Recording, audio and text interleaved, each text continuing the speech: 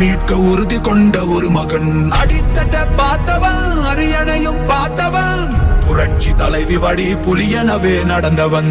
ஏழ வாழ வாழ வைக்க சீறி வந்த திருமகன், ஏறு கலப்ப புடிச்சு மேல ஏறி வந்த தலைமகன். ஏழ வாழ வாழ வைக்க சீறி வந்த திருமகன், ஏறு கலப்ப புடிச்சு மேல ஏறி வந்த தலைமகன்.